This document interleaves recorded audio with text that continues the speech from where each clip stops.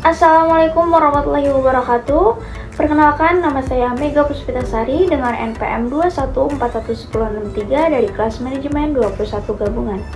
Jadi pada video kali ini saya akan menjelaskan tentang bagaimana kode etik pengguna informasi teknologi dapat memiliki dampak positif dalam penggunaan teknologi. Adapun beberapa pokok pembahasan yang akan saya bahas pada video kali ini satu persatu.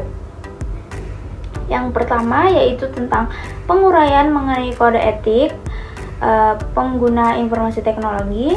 Yang kedua yaitu resiko dan dampak negatif yang mungkin akan terjadi jika kode etik pengguna informasi teknologi diabaikan atau tidak diterapkan.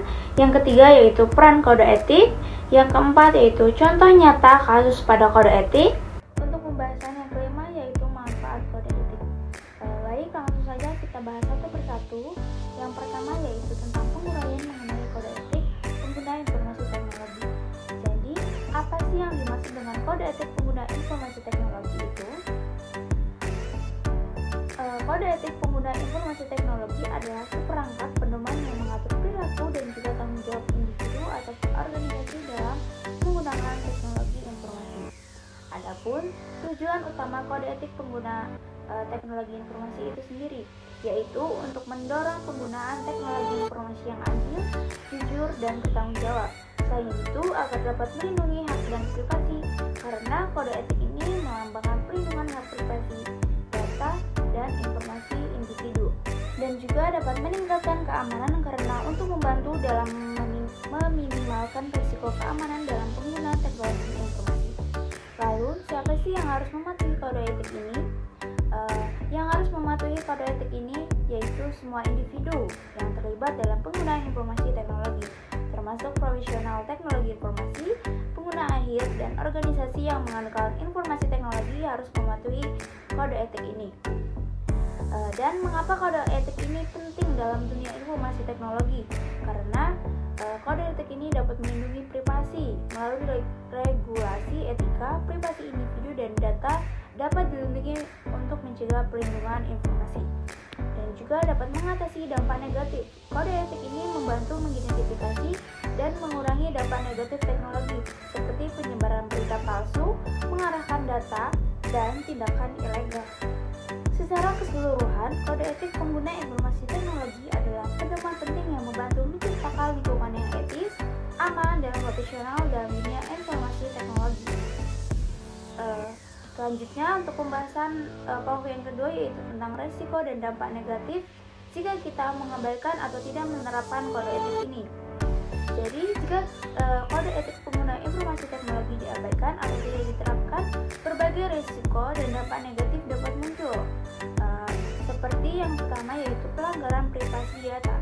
Tanpa peraturan etika yang kuat, data pribadi individu dapat disalahgunakan, diakses tanpa izin, atau menyebarkan tanpa pengetahuan informasi mereka, mengancam privasi dan keamanan pribadi. Yang kedua yaitu cyberbullying. Yang ketiga yaitu kerugian reputasi. Organisasi yang tidak mematuhi kode etik dapat merusak reputasi mereka. Yang keempat yaitu gangguan ekosistem digital. Yang kelima tindakan ilegal. Dan yang keenam eksplorasi hukum. Dengan penerapan kode etik pengguna informasi teknologi, resiko-resiko ini dapat diminimalkan untuk menjaga integritas.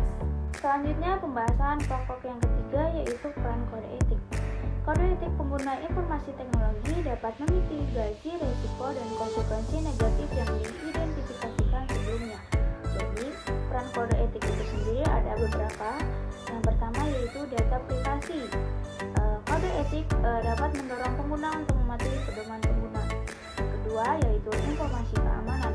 Kode etik dapat mendorong organisasi dan individu untuk mengadopsi praktek keamanan siber yang lebih ketat.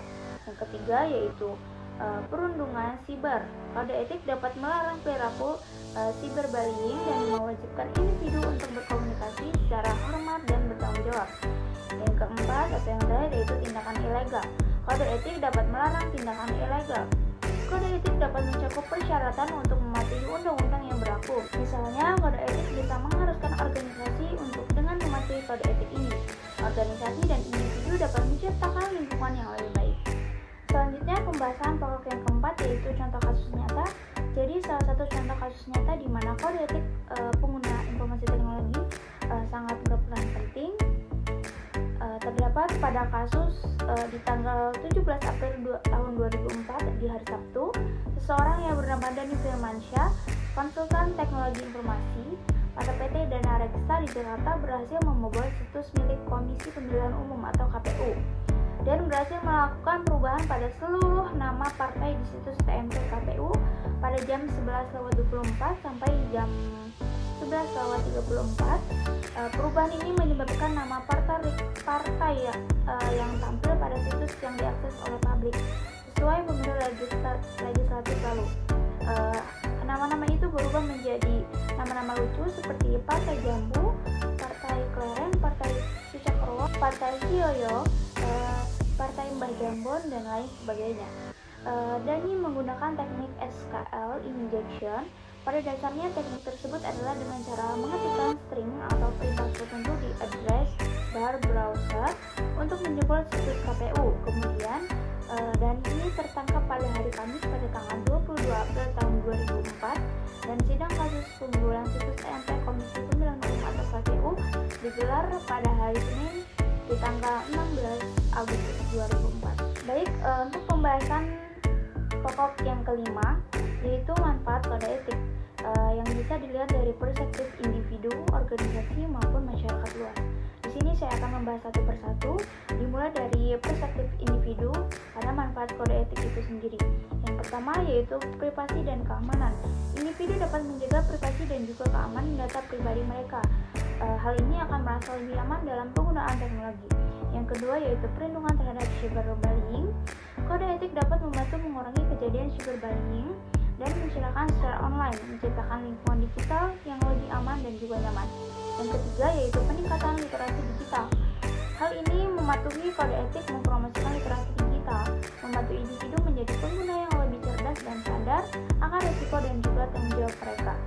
Dan selanjutnya ada manfaat kode etik pada perspektif organisasi. Yang pertama yaitu reputasi dan kepercayaan.